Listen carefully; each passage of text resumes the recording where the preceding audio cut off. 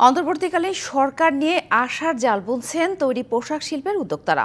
তারা বলছেন সরকারের সহযোগিতা পেলে গত প্রায় 1 মাসের ক্ষতি কাটিয়ে উঠতে পারবেন তারা। এজন্য দ্রুত বন্দর এবং আমলাতান্ত্রিক জটিলতা নিরসনের দাবি জানান তারা। বৈষম্য বিরোধী ছাত্র আন্দোলনে কয়েক দফা বন্ধ ছিল তৈরি পোশাক শিল্প কারখানা।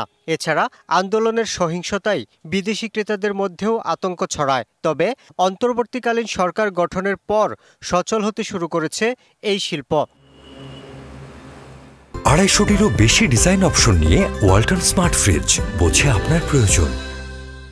রপ্তানিকারকরা বলছেন ক্ষতি কাটিয়ে উঠতে এরই মধ্যে অতিরিক্ত কাজ করছেন তারা। এই সেক্টরকে বাঁচাতে হলে মালিক শ্রমিক যেরকম ভাই ভাই হয়ে কাজ করতে হয়, এরকম সরকার থেকে আমাদের সাপোর্ট আসতে হবে। তাইলে হয়তো আমরা টিকে যাব।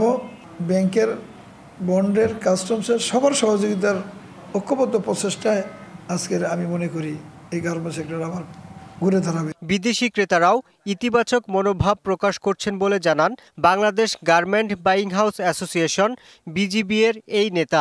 আমাদের কাস্টমস, আমাদের পোর্ট এগুলাকে সক্রিয় রাখা। অনেক সময় দেখা গেলো আমাদের একটা স্যাম্পল এসে এয়ারপোর্টে 2 দিন, 3 দিন, 4 দিন, 5 দিন পরে থাকে। এই স্যাম্পলটা পাইতে আমাদের দেরি হয়।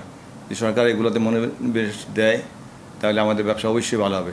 একই সাথে আন্তর্জাতিক বাজার ধরতে সরকারের সহযোগিতা চান শিল্প মালিকরা। Yusuf Rana, DBC news, Dhaka.